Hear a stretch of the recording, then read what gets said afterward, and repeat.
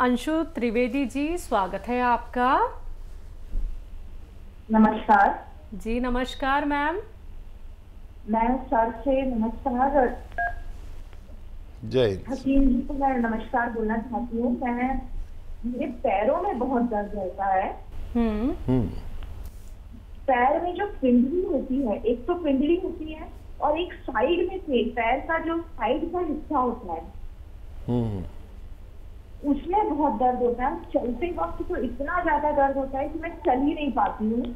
Walking करने के लिए डॉक्टर ने बोला है, वजन ज्यादा है और जैसे पहले मुझे सिर्फ चलते वक्त होता था, उसके बाद अब मुझे दिन भर घर में भी हो रहा है, खड़े रहने में भी हो रहा है, पिंडली में भी हो रहा है और साइड में बहुत पेन हो रहा है। उसकी वजह से जैसे गुट्टे गुट्टे कभी कभी बनते हैं, दर्द हो रहा है, एक एक जगह पे दर्द हो रहा है, इस तरह से दर्द होता है। मुझे डॉक्टर ने बर्फ की सिकाई के लिए भी बोला है और एक्सरे में कुछ नहीं निकला है। मसल स्पाज्म या न्यूरो से रिलेटेड प्रॉब्लम बता रहे हैं।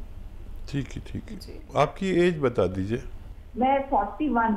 अच्छा, देखिए, जो कैफियत आपने बताई है, जो अपना मामला बताया है, उसका मतलब ये होता है कि देखिए, हमारी पिंडली में या पिंडली की साइड में खिंचाव या दर्द हो या सुन हो या जलन हो, पैरों में हो, पिंडलियों में हो, थाइज में हो, चलते में हो या खड़े खड़े हो या लेटने पे हो, किसी को भी एक पैर में हो या दोनों पैरों में हो, तो इसका मतलब होता है कि हमारी कमर में नसें दबी हुई हैं, जो हिप से ऊपर के 5 डिस्क होते हैं, इस तरह के होते हैं, यहाँ पर नसें दब जाती हैं और दर्द होता है हमारी पिंडलियों में, या खिंचाव होता है या जलन होती है या सुन होने लगते हैं। अब हम पिंडली का इलाज कराते रहते हैं, पिंडली पे कुछ मलते रहते हैं, ये इलाज नहीं है। हमें हमारी कमर का इलाज करना होगा, पिंडली अपने आप ठीक होती है। ये मेरा तजुर्बा, इसे साइटिका कहते हैं। साइटिक नर्व के दबने से ये रोग होता है। आपको समझाने के लिए इसलिए कह रहा हूँ कि लाखों लोग सुन रहे हैं और वो समझ नहीं पाते अपना रोग क्या है। डॉक्टर भी एक्सरे यहाँ का कर देता है, एक्सरे नहीं बल्कि एमआरआई होनी चाहिए और कमर की होनी चाहिए। कमर के हिप से ऊपर जो 5 डिस्क हैं उनकी एमआरआई में पता चलता है कि यहाँ रोग है, लेकिन उसमें 4-5 हज़ार रुपये लग जाते हैं। बहरहाल, आप अगर हमारे साथ जुड़े हुए पहले से तो यकीन करेंगे, नहीं तो फिर आप जो चाहे कर सकते हैं। देखिए, आपके लिए 2-3 बातों की पाबंदी है। एक तो वेस्टर्न टॉयलेट यूज़ करें, ऐसा कुर्सी वाला, ठीक है, और ज़मीन में बैठ के कोई काम ना करें, जैसे झाड़ू पोंछा। हो सकता है आप पर जिम्मेदारी हो, झाड़ू पोंछा करना मना है, वज़न उठाना मना है। खड़े होकर काम कर सकते हैं किचन में, जितना भी जिम्मेदारी काम है। आजकल तो स्टैंडिंग में है सब कुछ, तो ये तो आप पर पाबंदी है कि ये काम ना करें। और गोंद स्याह एक आता है, काला गोंद या गोंद स्याह हम कहते हैं, और नकली बहुत मिलता है, असली खरीद लें। ये गोंद स्याह आधा ग्राम सुबह, आधा ग्राम शाम खाना शुरू करें। 15-16 रुपए का 1 ग्राम आता है, जो आधा ग्राम सुबह शाम में खाना पड़ता है। तो 15-16 रुपए की खुराक है आपकी रोज़ाना की। तो इससे आपके तमाम जोड़ों और तमाम नसों और डिस्क अच्छी होती है। और गोंद स्याह असली लेना ज़रूरी है। और वज़न अगर ज़्यादा है तो आप ज़ीरे का सिरका विनेगर आप लें और 2-2 चम्मच 2-3 बार पिए। और डाइट कंट्रोल करें, जितना खुराक है आपकी उससे आधा कर दें। गर्म पानी खूब पिया करें। अगर ये इलाज आप 3-4 महीने लगातार करते हैं तो आपके रोगों को फ़ायदा होना मुमकिन है। जी हकीम साहब, हमने बहुत सारे लोग ऐसे भी देखे हैं जो अपने दर्द को लेके फिजियोथेरेपी का भी सहारा लेते हैं, तो आप इसको कितना सही मानते हैं? क्या फिजियोथेरेपी भी लेना ट्रीटमेंट ठीक है? देखिए, मैंने पाया कि लोग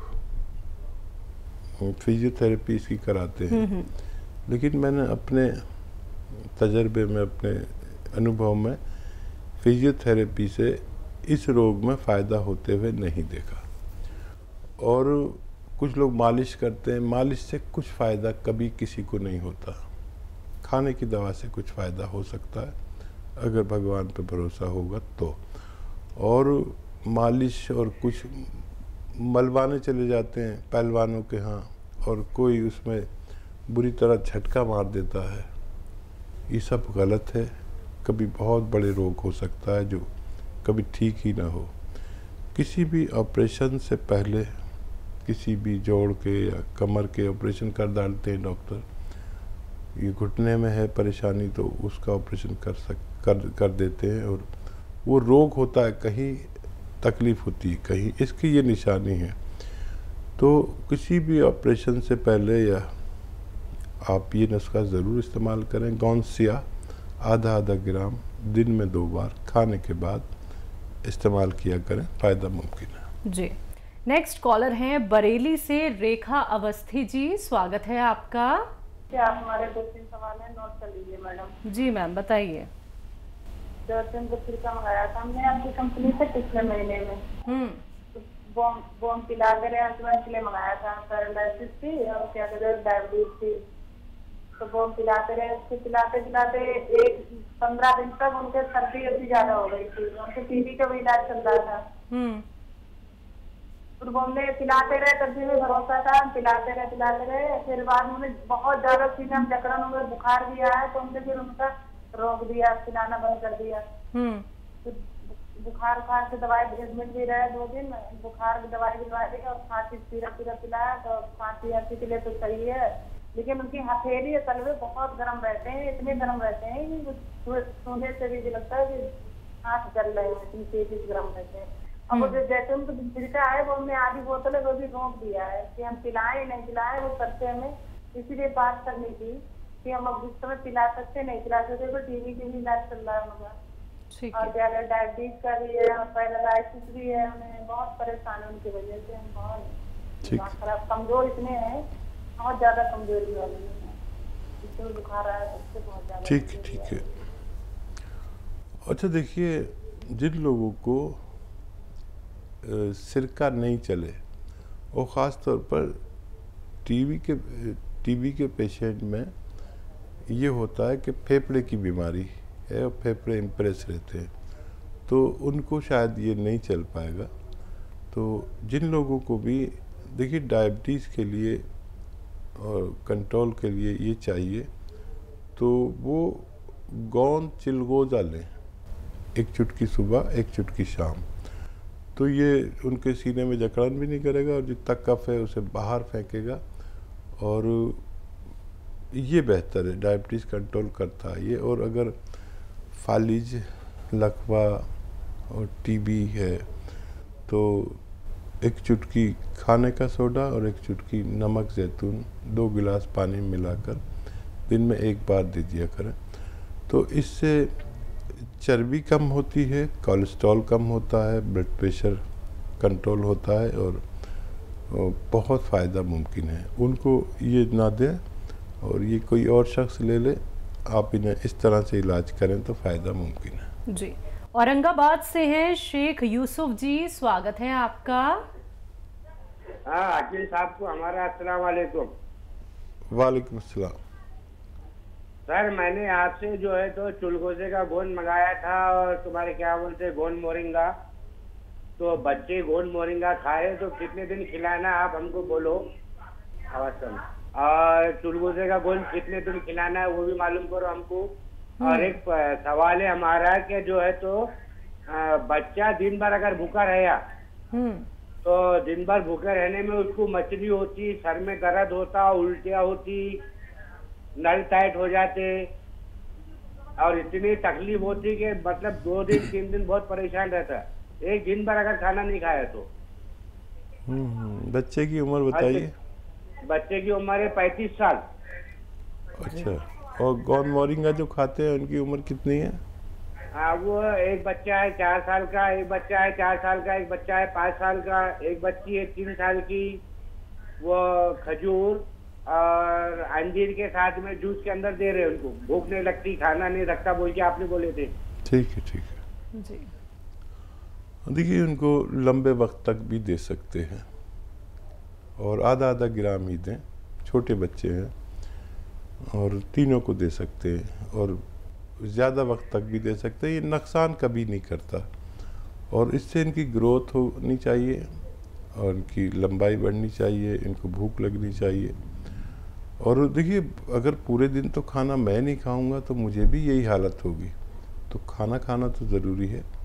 और अपने खानों में अदरक, लहसुन, ज़ीरा खूब ज़्यादा कसरत से डाला करें ताकि इनकी भूख खुले, इनकी सेहत अच्छी हो। और तो कोई सवाल नहीं था ना इनका?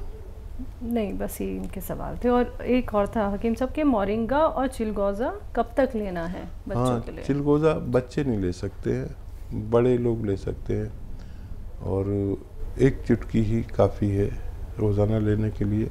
आप जिस मकसद के लिए ले रहे हैं उसमें एक खुराक लें बस, और 5-6 महीने भी इस्तेमाल कर सकते हैं। जी, तो शेख यूसुफ जी, जो गोंद आप इस्तेमाल कर रहे हैं सर, वो सारे के सारे गोंद बहुत तेज़ होते हैं। जितनी भी बातें हकीम साहब ने आपको बताई हैं, उम्मीद करूंगी आपने अच्छे से समझ ली होंगी, जान ली होंगी, क्योंकि आपने छोटे छोटे बच्चों के लिए भी सवाल किया था। तो अच्छे से आप नुस्खों का इस्तेमाल कीजिए सर, और ऐसे ही हमारे साथ जुड़े रहिए। अगले कॉलर हैं हरियाणा से सरोज जी, स्वागत है आपका। जी मैम। हेलो जी, जो गट्टे है ना, इनके जो ऊपर गट्टा जो किस्त है इतना दूसरी कर दी किस्ते में।